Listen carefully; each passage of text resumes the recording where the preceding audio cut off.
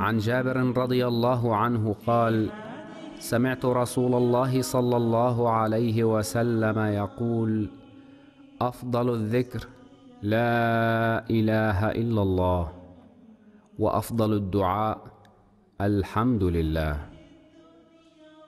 हज़रत जाबिर रज़ी अल्लाह बयान करते हैं कि मैंने आ हज़रत सल्लल्लाहु अलैहि वसल्लम को ये फरमाते हुए सुना कि बेहतरीन ज़िक्र कलमा तौहीद है, यानी इस बात का इकरार करना कि अल्लाह के सिवा कोई माबूद नहीं, और बेहतरीन दुआ अल्हम्दुलिल्लाह है।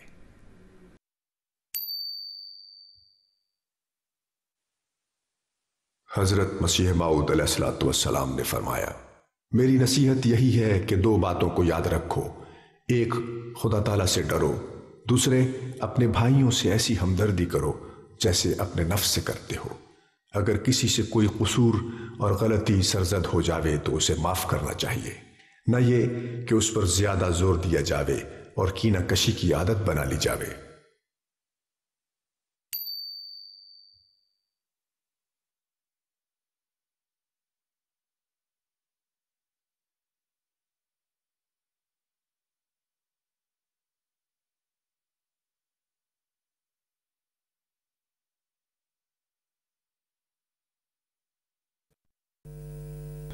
अल्लाहु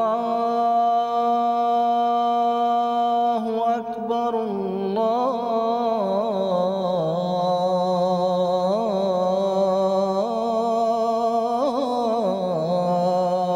Akbar.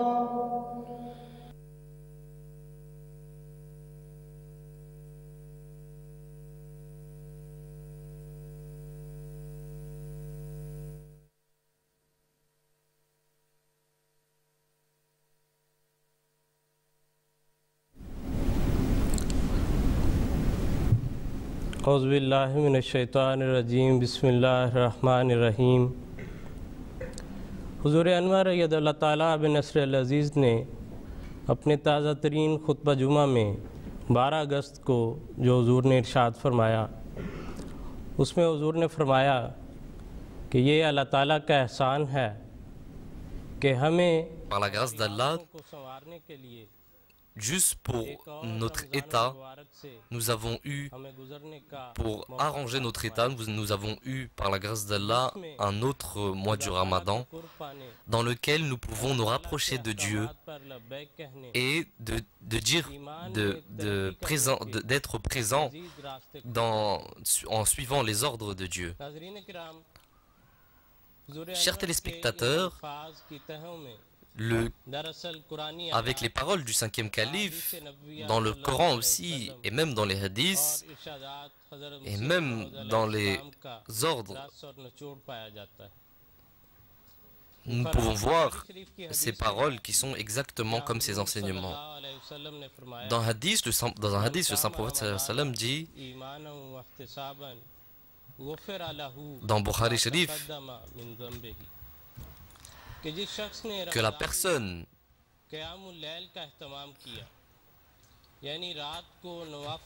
qui a fait des nawafil, qui a fait la prière toute la nuit, en donnant sa spiritualité à Dieu, en présentant sa spiritualité, en progressant sa spiritualité, et en aussi analysant son état à lui-même, alors dans toute l'année qui est passée, toutes les mauvaises choses qu'il a fait, ses actions seront purifiées. En faisant le Ramadan, il y a une autre chose, la plus grande importante est de faire des bonnes actions et rejeter toutes les mauvaises choses.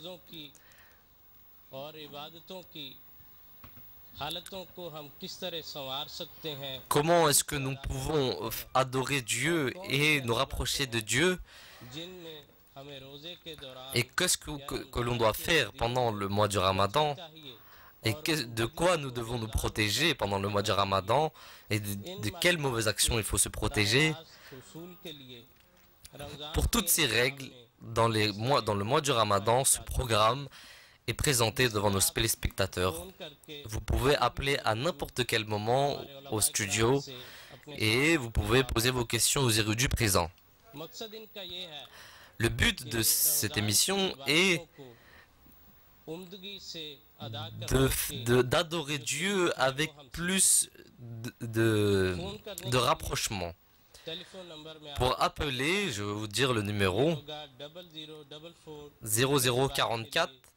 Si quelqu'un veut appeler 0044.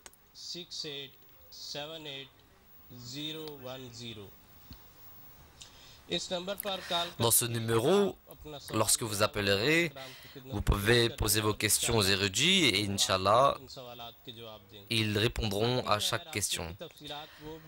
Et pour après, le contact que vous voulez, par exemple, il y a le numéro de fax, l'email aussi. Vous l'aurez dans votre écran aujourd'hui, il sera présenté, Inch'Allah. Nos érudits sont comme d'habitude, ils sont très connus aussi par la grâce d'Allah. Et pour les nouveaux qui regardent cette émission, je vais les présenter.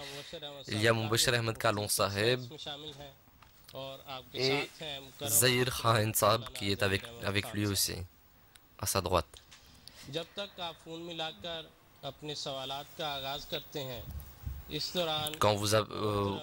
Avant que vous appeliez et posez vos questions, je voudrais poser une question à Mubashir Ahmed Kalon Saheb. Pendant le mois de Ramadan, qu'est-ce que nous pouvons faire? On fait face à beaucoup de choses, des choses habituelles comme le sahri le matin, manger, et l'iftari, rompre ce Ramadan le soir.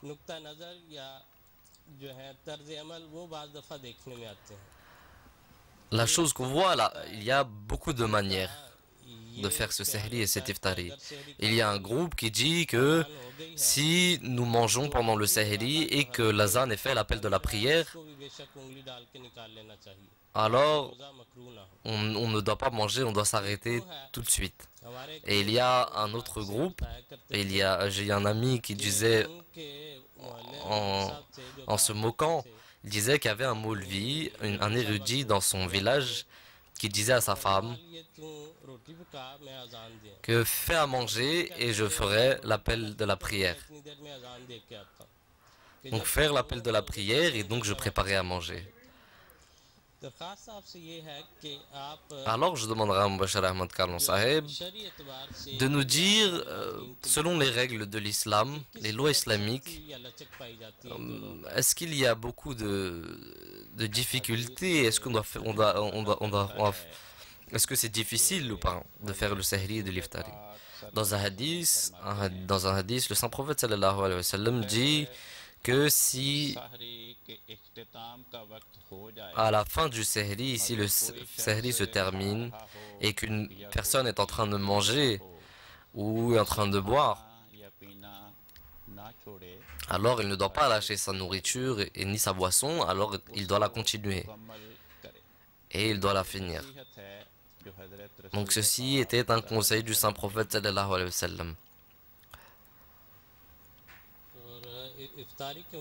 Et à propos de l'iftari, qu'est-ce que vous pouvez dire, c'est-à-dire rompre le ramadan?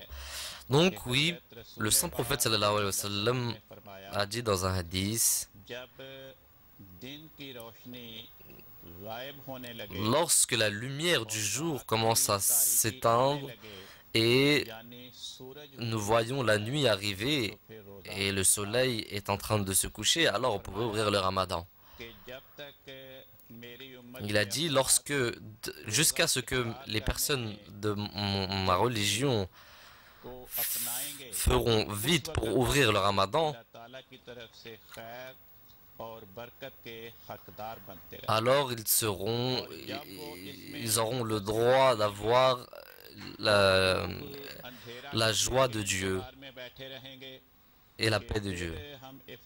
Et si une personne attend et dit non, faut que j'attende, car ce n'est pas encore, il faut pas encore rompre le ramadan, alors il restera éloigné de la joie de Dieu. Dit merci beaucoup, dit M. Simsab. Zahir Hansab, nous voyons des fois dans le sahri et l'iftari À propos de la nourriture, le saint prophète sallallahu alayhi wa sallam, quelle était l'habitude du saint prophète sallallahu alayhi wa sallam pour la nourriture du sehri et de l'iftari? Et si une personne n'a pas ces nourritures-là, alors qu'est-ce qu'il y aura un manque de bénédiction dans ça ou pas? Le saint prophète sallallahu alayhi wa sallam a conseillé était à propos de l'iftari, le saint prophète sallallahu alayhi wa sallam a dit: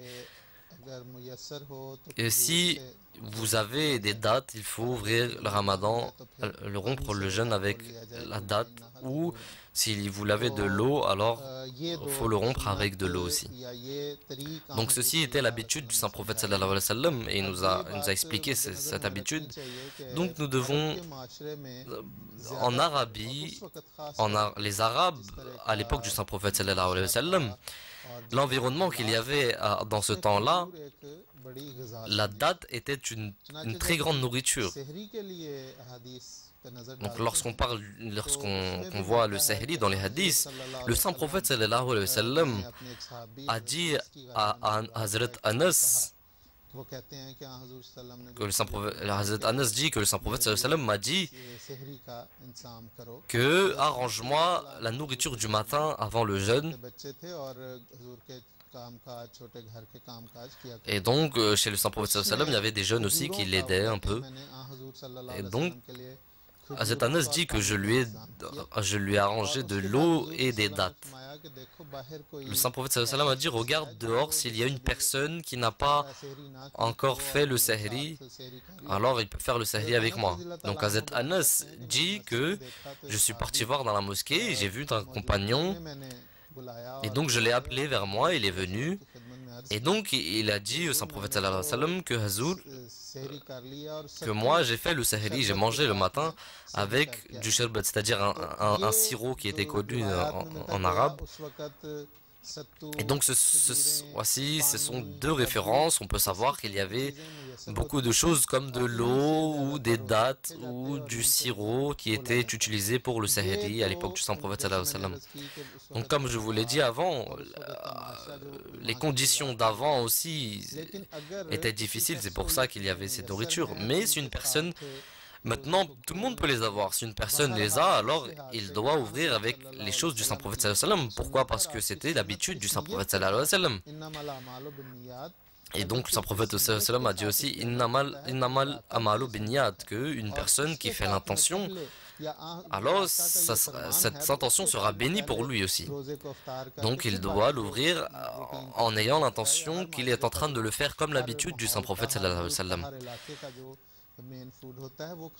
Non, maintenant c'est vrai que chaque personne qui est dans différents environnements, et l'ouvre avec différentes choses.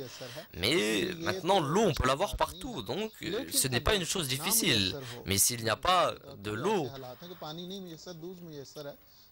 et qu'il y a du lait, alors il peut ouvrir avec de lait, il n'y a aucun problème. Il n'y aura pas de manque de bénédiction dans cela s'il n'a rien avec lui. Donc à part les dates, est-ce qu'il y a d'autres choses comme nourriture? Donc il y a, la plupart est le lait, l'eau, les dates et un sirop qui était... Donc Bashir Ahmed Kalon Saheb dit qu'il y avait aussi le sel, des fois il prenait juste du sel et ouvrait le jeûne. Bashir Ahmed Kalon Saheb dit que normalement c'est selon les conditions de l'environnement où la personne est, donc elle doit l'ouvrir avec. Donc les Arabes, leur nourriture c'était ça, c'était des dattes, de l'eau, il y avait du maïs aussi des fois. Donc merci beaucoup. Donc nous allons parler avec Jiha Sahiba de l'Angleterre. Assalamu alaikum. J'ai deux questions. Ma première question est que pendant le ramadan, est-ce qu'on peut mettre des lentilles de contact? Et ma deuxième question est que si les femmes font le ramadan et qu'ils jeûnent et que les règles qu'ils ont les règles, quand elles doivent ouvrir le ramadan? Donc la première question,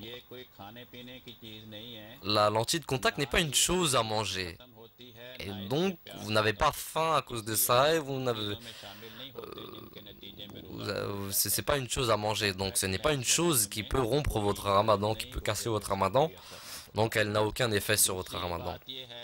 Donc, la deuxième question est que lorsque les femmes ont les règles, alors que ces règles commencent, alors leur jeûne est terminé. Et donc après, elles doivent rattraper leur jeûne après le mois du Ramadan. Donc à propos des lentilles de contact, il y a aussi une lotion qu'ils utilisent, qu'ils mettent dans l'œil. Mon cher Ahmad Kalam Saheb dit non, ce n'est pas une chose, elle n'a aucun effet, ceci n'est pas un effet sur le corps. Ok, merci beaucoup. Il y a une autre personne qui appelle.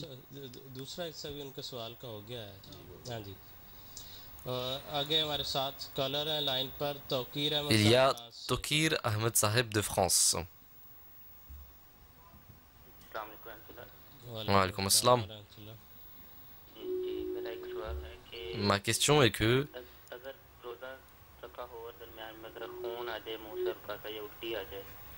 si on est en train de jeûner et qu'on vomit un peu ou qu'il y a du sang, est-ce que l'on doit le faire ou est-ce qu'il est cassé? Mais si une personne a la force de le faire aussi après, est-ce qu'il doit le faire ou pas? Non, parce que j'ai entendu que normalement le jeûne est cassé.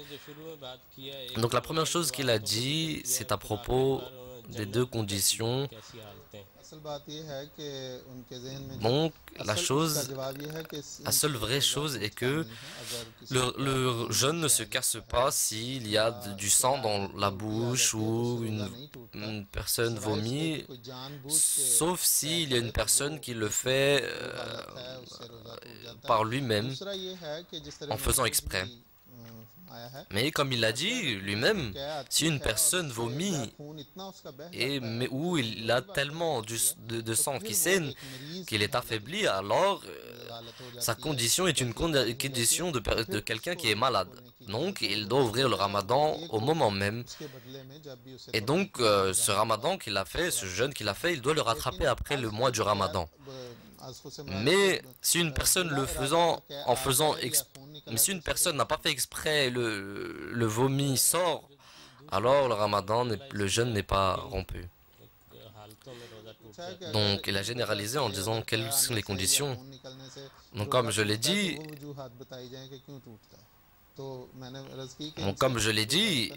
le ramadan ne se casse pas dans ces conditions-là. Donc merci beaucoup, je parlerai au prochain téléspectateur. Il y a Bashir Tariq Saheb. Assalamu alaikum. Ma première question est à Mubashir Ahmed Kalam Saheb.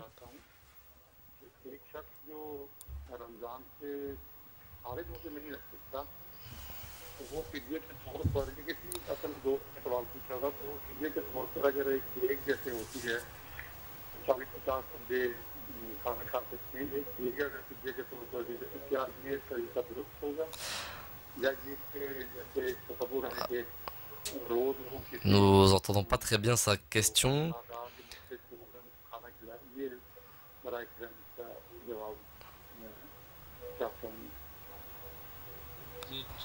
Oui, d'accord, Malik Tahir Saheb. Leur question est que une personne qui ne peut pas faire le ramadan, ne peut pas jeûner, ne peut pas faire tous les jeûnes, alors il veut donner le fidia, c'est-à-dire l'argent du ramadan. Est-ce qu'il peut préparer à manger dans une casserole où 40 personnes peuvent manger? Bashir Ahmed Kalam Saheb dit, c'est à propos des orphelins que le Coran a parlé. Donc il cite le verset que les jeûnes qu'il n'a pas fait, en les comptant, alors dans la rédemption de ces jeûnes-là, il doit donner de la nourriture aux orphelins. Donc ça dépend de ses conditions. Si il peut aussi donner à un orphelin beaucoup de nourriture, ou il peut donner à beaucoup d'orphelins une seule nourriture. Donc ça a aucun effet.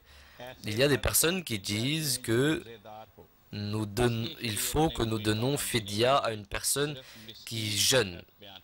Donc ceci n'est pas une loi islamique. Le Coran parle seulement des orphelins, et donc il faut donner à manger seulement aux orphelins. Donc je voudrais préciser à propos des miskins. Les miskins, les orphelins, il y a deux sortes d'orphelins. Il y a une personne qui est pauvre, mais il ne montre pas aux gens qu'il est pauvre, et il ne dit pas aux gens qu'il est pauvre. Et il y a un autre orphelin aussi, le deuxième orphelin, et qu'il a un peu de richesse, et il travaille un peu, mais l'argent qu'ils ont dans le mois, ou le salaire qu'ils ont, n'est pas assez pour la condition de leur vie. Donc ceux-ci sont deux états d'orphelinat. Donc merci beaucoup. Je voudrais dire aux téléspectateurs que s'il y a un programme qui est passé, ou ce programme-là, si vous avez demandé, si vous avez posé une question et vous voulez reposer cette question et vous voulez prendre des notes, alors ce que vous pouvez faire, c'est aller dans www.alislam.org et /fiqh. Et donc, vous pouvez voir tous les programmes de fiqh en anglais et en français aussi. Vous avez la traduction. Ces live programmes ont été aussi en français, en traduction en live aussi. Et donc, les programmes précédents à propos de Fiqh Masail, ils sont dans Al-Islam aussi. La team de Fiqh Masail a fait beaucoup de travail, et donc les sujets sont, vous verrez les sujets dans le site aussi, ils sont séparés. Donc nous parlerons à Mahboub Saheb d'Angleterre. Assalamu alaikum. Wa alaikum assalam.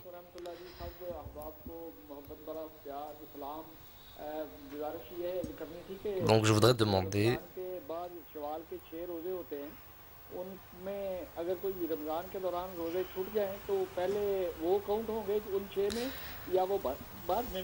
je voudrais poser la question à propos des 6 jeûnes après le Ramadan qui sont appelés Shawwal.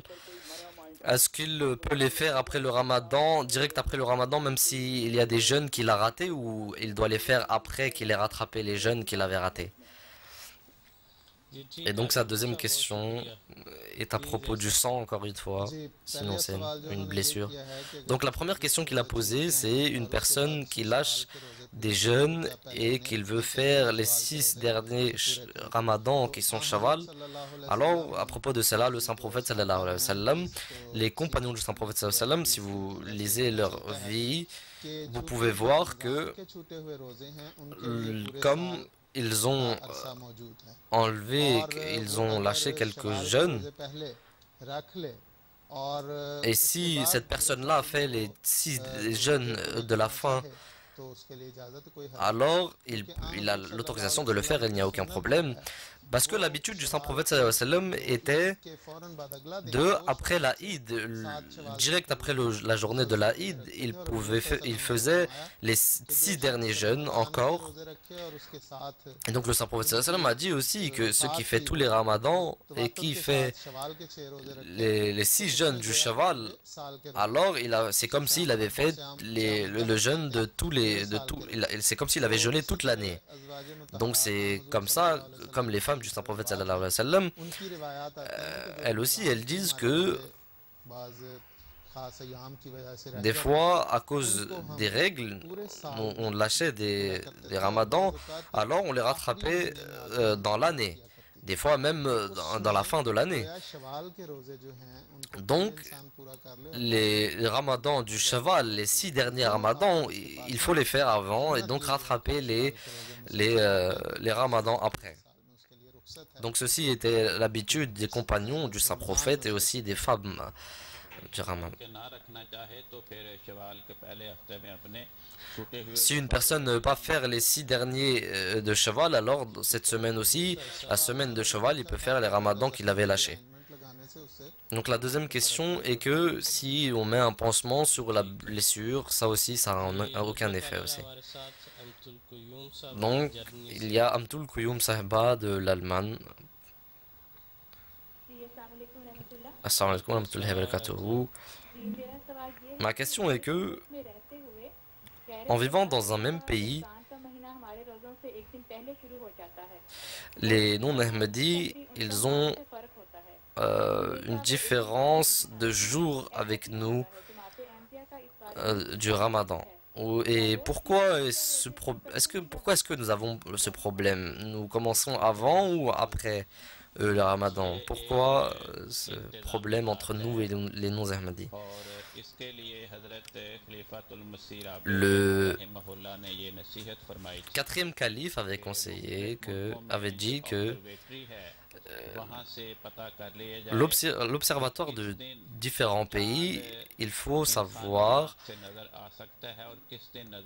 quel jour nous pouvons voir la lune de l'œil et quel jour nous ne pouvons pas le voir. Normalement, juste quelques minutes après le coucher du soleil, nous pouvons le voir. Mais si nous pouvons le voir, alors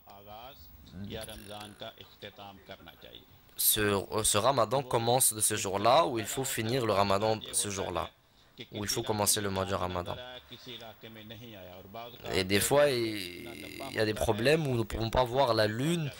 Dans des pays, nous ne pouvons pas voir la lune. Alors, pour ces problèmes-là, le saint prophète sallallahu alayhi wa sallam a dit que dans chaque pays, selon leurs conditions de leur pays, ils commencent leur ramadan, selon le coucher du soleil.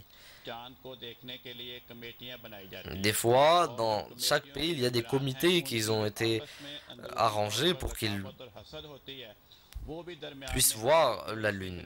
Et à cause de cette communauté, qui est arrangée, il y a des fois des jalousies entre ces personnes-là et donc après il y a des problèmes. Donc ça ne sert strictement à rien. Donc merci beaucoup. Notre prochain téléspectateur est Madame Khan d'Angleterre. Ma question est à propos des tarawih. Les tarawih sont les prières après Isha. Des fois, lorsque nous sommes en retard, les personnes, des fois en congrégation, quand les personnes font les tarawih, des fois nous sommes en retard. Est-ce que nous devons faire Isha avant ou pas? Et est-ce que nous devons faire les tarawih après aussi? Et à propos des witr aussi, est-ce que nous devons le faire avant ou après? Non, merci beaucoup. Donc, une personne qui vient en retard, alors elle doit faire l'obligation qui est l'Isha, elle doit la faire avant. Et donc après s'ils sont en train de faire les tarawih en congrégation, alors il doit faire Isha avant et après il peut faire les tarawih en congrégation. Donc ceci est une habitude du saint prophète sallallahu alayhi wa sallam aussi, que ceci n'est pas une obligation de faire les tarawih. Les tarawih, vous pouvez les faire aussi, vous pouvez faire aussi le tahajjud qui sont avant Fajr, avant la prière obligatoire de Fajr qui est le matin. Et donc une personne qui veut ne pas les faire, alors elle peut le faire le matin aussi, il n'y a aucun problème. Si une personne l'a fait en congrégation, il peut faire que 4 prières des tarawih, alors il peut faire les 4 et faire les 8 heures aussi et rattraper après le tahajjud le matin aussi. Mais ce qui est la chose la plus bonne est que il doit faire d'abord la prière obligation et donc après il doit faire les sunnat ou les nawafil. Donc des fois, il y a des personnes qui croient que une personne qui a fait le witr, après les witr, la personne ne peut pas faire de nawafil. Ceci est une chose, est une erreur. Le saint prophète sallallahu alayhi wa sallam, même après les witr aussi, il faisait des nawafil en plus. Donc merci beaucoup, nous parlerons à notre téléspectateur suivant, Waqas Saab du Pakistan. Assalamu alaikum wa rahmatullahi wa barakatuh. Donc assalamu alaikum wa rahmatullahi wa barakatuh à tout le monde. Donc ma question est, une personne qui a beaucoup de santé, qui a une bonne santé, il ne fait pas de, il ne jeûne pas, alors quel est l'ordre à propos de lui? Quelle est la loi à propos de lui? Donc je voudrais demander une personne qui est en bonne santé, c'est ça? Oui, oui, c'est exactement ça. Donc une personne qui est en bonne santé, pourquoi elle ne ferait pas le ramadan? Donc ma question est qu'une personne qui a une bonne santé et ne fait pas le ramadan en exprès, et ne donne même pas le fidya aussi. Alors, quelle est la loi islamique à propos de lui? Donc, l'ordre qui est donné, c'est qu'il doit suivre la loi islamique. Il doit soit donner le fidya, soit faire le ramadan. Il cite un verset du Coran que, ô musulmans, entre vous, une personne qui est en bonne santé et qui voit le ramadan venir, alors elle doit faire le ramadan pendant le mois du ramadan. Et s'il ne fait pas le ramadan, alors c'est une personne qui n'a pas suivi l'ordre de Dieu. Alors ceci est une chose contre son éducation. Il doit demander pardon. Et il doit expliquer les personnes aussi doivent leur expliquer aussi à cette personne-là. Et les personnes doivent prier aussi pour lui que Dieu change son cœur. Donc comme vous l'avez écouté, ceci n'est pas une chose, il n'y a aucun autre chemin, une chose qu'Allah a ordonnée, alors nous devons suivre les ordres. Le Coran aussi, elle a obligé ça, et ceci aussi l'habitude du saint prophète sallallahu alayhi wa sallam, et aussi ce sont les paroles du saint prophète sallallahu alayhi wa sallam. Dans les hadiths aussi, nous voyons ces choses-là. Dans le hadith, nous voyons qu'une personne qui lâche le ramadan en faisant exprès, alors sa rédemption, même s'il fait toute sa vie les ramadans, elle ne sera pas rattrapée. Donc ceci aussi est une grâce d'Allah qui lui a donné la santé, qui lui a donné tout ça. Alors il n'a aucune raison de lâcher le ramadan. Donc dans cette condition-là, si une personne qui fait le ramadan, qui font le ramadan, alors elles ne doivent pas dire de mauvaises choses à propos de cette personne et ne doivent pas avoir la fierté que eux ils l'ont fait et que cette personne ne l'a pas fait. Et des fois il y a des personnes qui commencent à se la vanter et juste à cause de ça, eux aussi sont dans le même état de la personne qui n'a pas fait le ramadan. Je me rappelle qu'à l'époque, il faisait très chaud dans un village. Il y avait beaucoup de personnes dans Wassi Masjid. Ils dormaient dans Wassi Masjid. Et là-bas, il y avait un père et un fils qui ont fait le tahajjud. Et lorsqu'ils ont fait le tahajjud, quand ils avaient fini le tahajjud et qu'ils attendaient pour le fajr, le fils a dit au père que « Oh mon père, il y a tellement de personnes qui dorment dans la maison de Dieu et ils n'ont même pas eu la force de se lever et de faire juste 2 nafal pour Dieu. » Alors Dieu qui était il a dit, le père il a dit, si toi aussi tu serais en train de dormir avec eux, alors c'était mieux pour toi de dormir que faire les tahajjud que tu viens de faire maintenant. Parce que maintenant, tu commences à te la vanter. Et donc, ceci n'a aucune bénédiction. Donc, merci beaucoup. Nous parlerons maintenant à Mahmoud Saheb du Pakistan. Assalamu alaikum. Assalamu alaikum.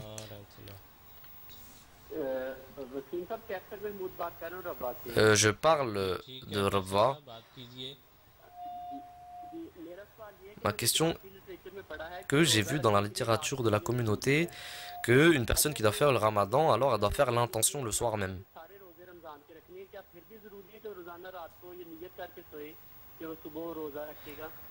Alors, est-ce qu'il est obligé de faire l'intention pour faire le ramadan? Donc, ceci n'est pas obligé que tous les jours, tous les soirs, il doit faire l'intention du ramadan pour le matin.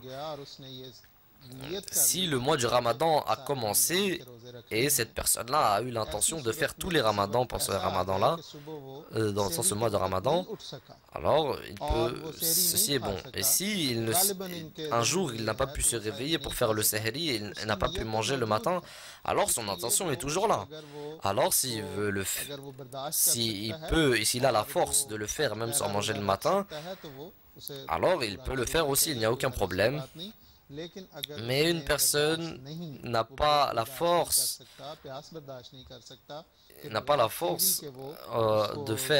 de jeûner sans manger le matin, alors cette personne doit lâcher le ramadan et doit le rattraper après le mois du ramadan. Mais cette chose-là, la chose qu'ils ont demandé est que la question qu'il a posée, c'est faire l'intention tous les jours. Mais, comme je l'ai dit, tous les jours, une personne a déjà l'intention dans sa tête. C'est comme la prière. Quand une personne va faire la prière, il a toujours l'intention.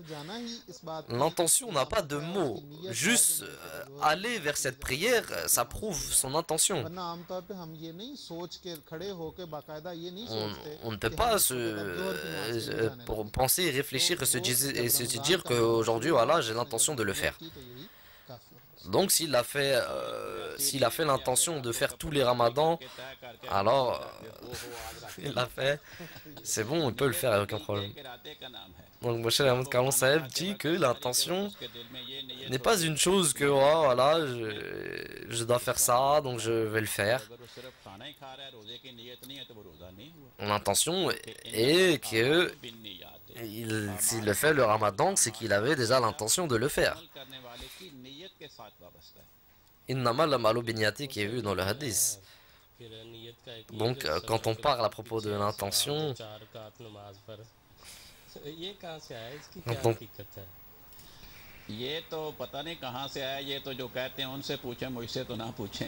alors je ne sais pas ce que vous demandez, l'intention est l'intention du cœur. Lorsqu'une personne fait quelque chose, alors elle fait ces choses-là selon cette intention, sinon il ne l'aurait jamais fait. Donc ça dépend de... Ça c'est une autre chose, qu'il est... son intention était bonne ou pas bonne, ou est-ce qu'il a fait ça pour montrer aux gens, ou est-ce que c'était pour la joie de Dieu. C'est possible. Mais l'intention qui est faite par la langue, lorsque vous n'aurez pas l'intention de manger, alors cette personne ne mangera pas. S'il a l'intention dans son cœur de manger, alors il mangera. Ceci est l'intention. La vraie intention est la pureté du cœur. Le saint prophète sallallahu alayhi wa sallam dit que Dieu ne regarde pas vos corps, ne regarde pas vos visages, il regarde vos cœurs. Donc, un humain doit, avant de faire une chose ou pendant son travail, il doit se méfier et regarder l'état de son cœur.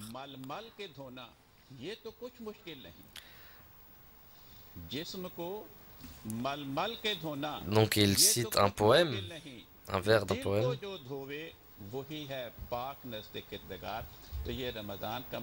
Donc ceci est le mois du Ramadan qui est pour laver leur âme, qui est pour laver les âmes et les cœurs des gens.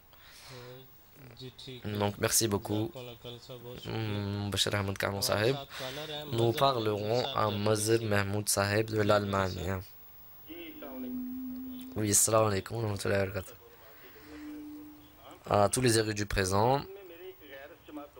Donc j'ai une amie non ahmadi qui m'a demandé, un ami, est-ce que nous pouvons nous brosser les dents avec du dentifrice pendant le ramadan ou pas? Ou est-ce une femme qui est en train de préparer à manger, est-ce qu'elle peut goûter le manger ou pas? Les Ahl Sunnat font 20 tarawih et la Jamaat Ahmadiyya, pourquoi elles en font que 8?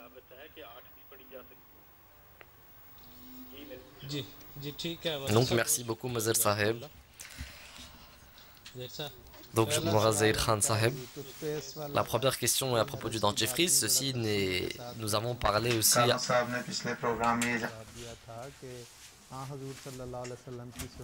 Nous avons aussi parlé à propos de ça. Même Bachir Karlon Saheb l'a dit avant qu'il n'y a aucun problème, qu'il peut faire le dentifrice, il peut utiliser le dentifrice pendant le ramadan. Il faut seulement faire attention que le dentifrice ne rentre pas dans votre corps. Le miswak, qui était une chose utilisée en arabe, des arabes à l'époque du Saint-Prophète sallallahu alayhi wa sallam, il peut aussi utiliser ça aussi. Le dentifrice et le miswak peuvent être utilisés pendant le ramadan, il n'y a aucun problème. Même dans les hadiths, le Saint-Prophète sallallahu alayhi wa sallam dit la prière qui est faite en faisant le miswak est meilleure que la prière qui est faite sans s'être brossé les dents. Donc à propos du sel qui est goûté lorsqu'on... Le Coran dit la yukallifullahu nafsan illa wusaha, que Allah ne donne pas de responsabilité à une personne qui n'a pas la force de faire cette responsabilité. Si une femme fait à manger et ne goûte pas ce manger-là, et elle le donne aux personnes à qui elle doit manger, donc ceci est un très gros problème si le manger n'est pas bon.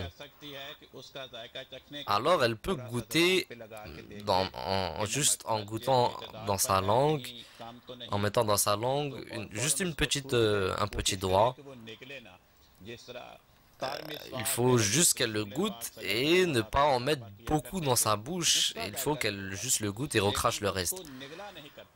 Mais même les compagnons du Saint-Prophète sallallahu alayhi wa sallam, c'est ce qu'ils faisaient. Ils ne le mangeaient pas, ils le goûtaient un peu pour son goût. Donc à propos des tarawih, le Saint-Prophète sallallahu alayhi wa sallam, l'habitude du Saint-Prophète sallallahu alayhi wa sallam était à propos du tahajjud. Le tarawih est exactement comme le tahajjud. Le Saint-Prophète sallallahu alayhi wa sallam, les personnes qui ne peuvent pas faire le tahajjud le matin parce qu'elles travaillent le matin, alors Hazrat Umar, lorsqu'il était calife, il avait cette habitude et il a dit à chaque personne qu'une personne qui ne peut pas faire ça, alors elle doit faire le tarawih le soir même. Donc il y a plusieurs hadiths, même Hazrat Aïcha a dit beaucoup de fois que le Saint-Prophète sallallahu alayhi wa sallam, qu'il avait l'habitude dans une grande partie de la nuit, il faisait le tahajjud aussi. Et l'habitude était de faire 8 nafal. Donc comme l'a dit Mubashir Ahmad Karlon Saheb, le Saint-Prophète sallallahu alayhi wa sallam avait l'habitude de faire les nawafil même après les tarawih et même avant.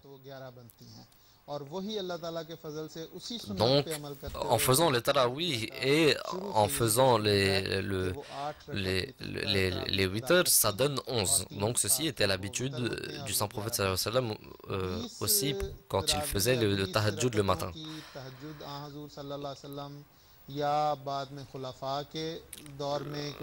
En faisant les bis tarawih que les non-ahmadis font, les ahl hadith, nous n'avons jamais trouvé aucune référence à propos de cette chose-là. Il y a des hadiths qui ne sont pas confiants. Dans Sahih Bukhari, comme Zahir Khan Sahib l'a dit, le saint prophète sallallahu alayhi wa sallam, la femme du saint prophète sallallahu alayhi wa sallam, Hazrat Aïcha, elle dit que le saint prophète sallallahu alayhi wa sallam, la nuit, toujours il faisait 11 rakats, c'est-à-dire 8 des nawafil et 3 des witr. Donc, si vous voyez dans n'importe quel hadith, dans n'importe quel autre livre de hadith, si vous voyez que cette référence est à l'encontre de celle de Bukhari, alors elle n'a aucun effet parce que Bukhari est le livre le plus important après le Coran. Donc nous avons une personne qui appelle d'Angleterre. Assalamu alaikum wa rahmatullahi wa barakatuh, c'est une anglaise. Allô? Yes, go ahead.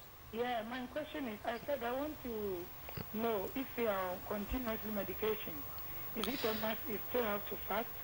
Si une personne est en condition où elle doit prendre des médicaments toujours, est-ce qu'elle doit faire le ramadan ou pas? Est-ce que vous pouvez répéter votre question ou pas? Nous n'avons pas voulu comprendre. J'ai dit que si une personne est en condition où elle doit prendre des médicaments tous les jours, est-ce qu'elle doit jeûner ou pas cette personne? Donc, merci beaucoup, nous allons vous répondre en ourdou, mais vous pouvez aussi écouter la traduction en anglais.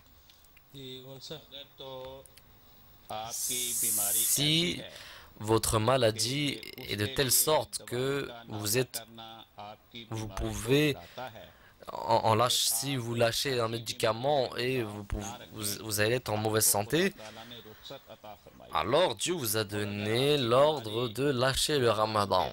Mais si une personne a une telle sorte de maladie qu'elle peut lâcher ces médicaments-là, alors elle peut le faire. Et donc les ramadans qu'elle a lâchés, elle devra aussi les rattraper après le ramadan. Si vous êtes malade et que vous devez prendre vos médicaments tous les jours, même pendant l'après-midi, alors vous n'êtes pas obligé de faire le ramadan. Mais si votre maladie est de telle sorte que pendant le sehri ou pendant l'iftari, vous pouvez prendre juste 2 fois le médicament et il n'y a pas d'effet sur votre maladie, alors vous pouvez faire le ramadan, il n'y a aucun problème. Et vous pouvez utiliser ce médicament au sehri et au iftari.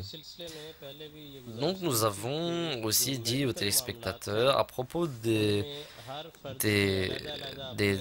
médicaments, nous avons dit à chaque téléspectateur que chaque personne a sa condition à lui-même et donc cette personne-là doit demander à son docteur.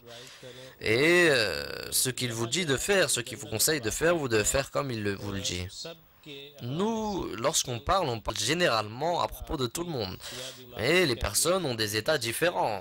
Et on ne peut pas savoir quel est l'état de toutes ces personnes-là. Donc je demandais aux téléspectateurs qui prennent des médicaments ou qui sont malades, au lieu de nous demander des questions et d'avoir de mauvaises réponses, le mieux c'est parce que nous disons ça en général, vous pouvez demander à vos médecins, elle vous répondra, et donc vous devez suivre ce que votre docteur vous dit de faire.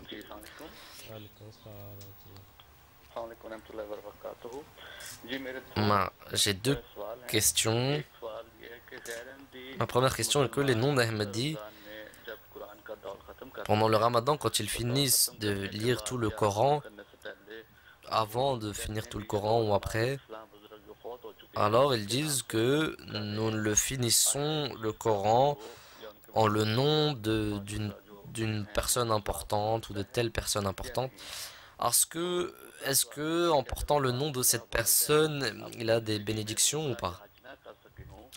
Et ma deuxième question est que si mes parents ou des parents n'ont pas pu faire le pèlerinage à la Mecque, est-ce qu'une personne peut le faire à leur place ou pas? Est-ce que leur fils ou leur fille peut le faire à leur place ou pas? Dans le Coran, le saint prophète sallallahu alayhi wa sallam,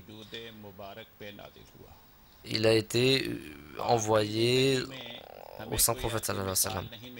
Nous ne voyons pas d'exemple dans la vie du saint prophète sallallahu alayhi wa sallam que vous avez lu le Coran, que le saint prophète sallallahu alayhi wa sallam a lu le Coran et il a dit que la bénédiction de ce Coran doit être sur mon père ou d'une famille ou d'une chose comme ça. Le saint prophète n'a jamais dit aussi aux compagnons de le faire.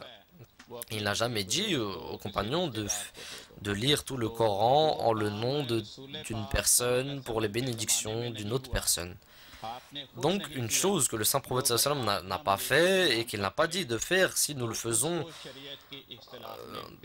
aujourd'hui, maintenant, alors ceci n'est pas une bénédiction, ceci est appelé une chose qui est bidat, c'est-à-dire une chose qui est mise dans l'islam en n'ayant pas illégalement. Donc ceci est une chose contre l'habitude du saint prophète sallallahu alayhi wa sallam. Donc ma deuxième question, quelle était la deuxième question? Donc la deuxième question était à propos des parents. À propos du pèlerinage de la Mecque, nous pouvons voir dans les hadiths que si une personne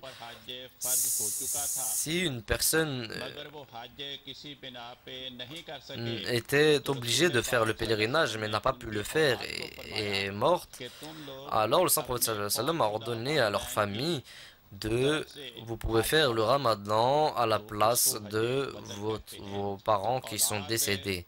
Donc ceci est de Hajjatul Wida.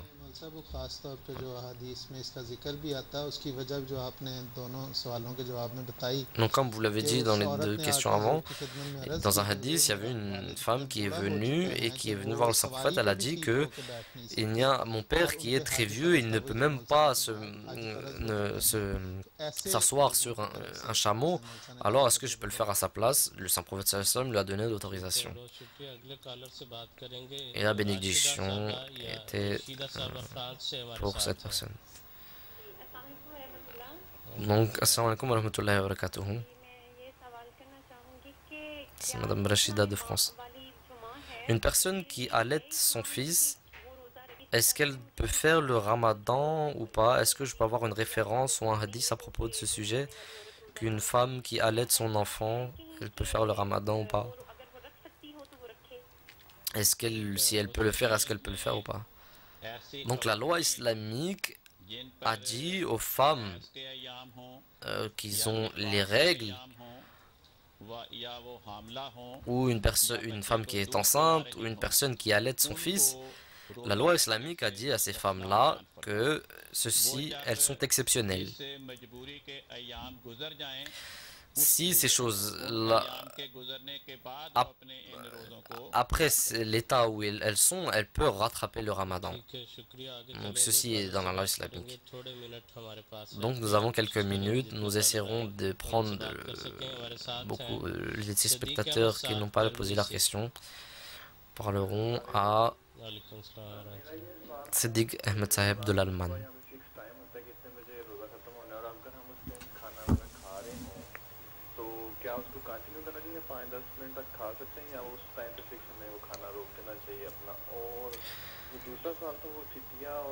Donc là, il a proposé la première question du Saheri, qu'une personne, ici en Allemagne par exemple, on a des heures spéciales, est-ce que nous pouvons manger dans ces heures-là ou pas? Donc c'était la même question posée avant. La deuxième question est à propos du Fidya et du Sadkas. Donc Arnon Saheb a dit déjà dès le début du programme qu'une personne, le saint prophète sallallahu alayhi wa sallam a ordonné que si une personne est en train de manger et qu'il y a l'appel de la prière, alors il doit continuer sa nourriture et il doit la terminer. Il n'y a aucun problème. La deuxième question qu'il a posée à propos du Fidya, quel est le prix à payer, alors Bachar Ahmad Saheb a dit aussi à propos de cela que le Fidya est à propos de sa condition à lui-même. Une personne, son propre manger à lui-même, il doit, la nourriture qu'il mange habituellement, il doit donner cette nourriture-là aux orphelins. Le même manger que lui mange, il doit le faire manger aux orphelins. Et même le fitrana, à propos du fitrana, dans le hadith, il est dit que chaque musulman, avant la prière de la Eid, il doit donner le fitrana. On s'étire sadaqatul fitr. Il n'y a pas de condition qu'une personne a un salaire ou pas. Si une personne n'a pas beaucoup de richesse et une personne lui a donné de l'argent pour le sadaqa, alors il peut prendre de ce sadaqa et le donner lui-même aussi à propos le sadaqa. Dans le programme précédent, Bashar Ahmad Kanu Sahib dit que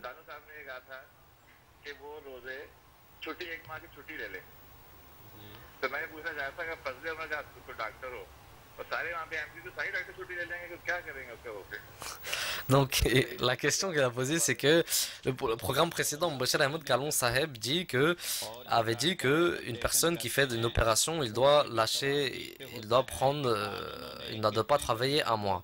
Mais il a dit qu'il y a des hôpitaux Ahmadi musulmans où il n'y a que des docteurs Ahmadi.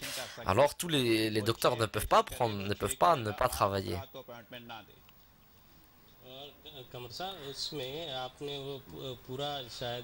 Donc, il dit que vous n'avez pas très bien entendu ce qu'il a dit. Il a parlé à propos des conditions. Il a dit que cette personne a dit que des fois il a des opérations, il ne peut pas se concentrer vers la nuit.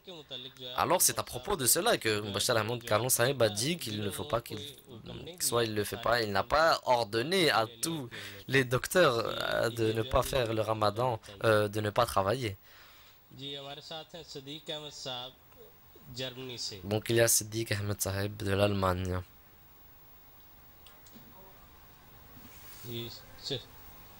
Siddique साहब हमारे साथ नहीं है, वो जा चुके हैं। एक सवाल ईमेल के जरिए मौसूल हुआ था आज ही सुबह मैं वो देख। Aujourd'hui, dans un email, j'ai vu une personne à propos de Mrs. Khurram, de Madame Khurram, que si une personne revient la nuit et qu'il mange, et juste après, est-ce qu'il peut manger après? Est-ce qu'il est 3 heures du matin? Elle peut manger? Je ne sais pas très bien quelle question.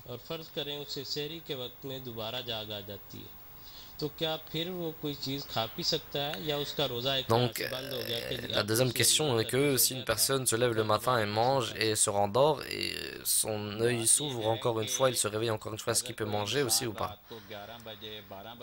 Une personne qui rentre à 11 heures ou à midi du soir, ceci n'est pas le temps du sahri. Sahri est le temps où la lune va se coucher et le soleil va bientôt se lever. Si une personne a mangé à 11h et minuit, et si son sahri, il ne peut pas se réveiller pendant ce sahri, et s'il s'est réveillé et que le sahri est passé, alors comme je l'ai dit avant, s'il pense que j'ai assez de force de faire le ramadan même sans manger, alors il peut le faire, il n'y a aucun problème. Il peut le faire, il n'y a aucun problème. Mais si une personne ne peut pas le faire, il croit qu'il ne peut pas le faire, alors elle ne le fait pas. Mais s'il s'est réveillé pendant le sahri, alors la loi islamique, est, quand elle dit qu'il faut manger pendant le sahri, alors il doit manger il doit beaucoup manger. Toulou, le Fajr est après le soleil quand il se couche, quand il se lève. Le Fajr, vous ne pouvez pas le faire avant le Sahri, vous pouvez le faire que lorsque le soleil va bientôt se lever, est en train de se lever. Donc merci beaucoup à chaque téléspectateur. Donc notre programme va bientôt se terminer, se termine maintenant. Donc la prochaine fois, Inch'Allah, notre prochain programme sera à 6 heures aussi, le mercredi prochain. Et donc, s'il y a des personnes, si vous voulez, je dirais aux téléspectateurs qu'une personne qui veut poser une question, qui a posé une question, qui croit que la réponse n'a pas été claire, alors vous pouvez envoyer vos commentaires dans nos emails aussi. Et Inch'Allah, nous reposerons cette question dans le programme. Et les numéros de contact est ici dans votre présenté dans l'écran aujourd'hui. Donc je remercie nos érudits présents. Merci beaucoup d'être présents aujourd'hui. Et donc je dirais à chaque téléspectateur, je remercierai à chaque téléspectateur aussi. Et Inch'Allah, nous nous rencontrerons au prochain programme.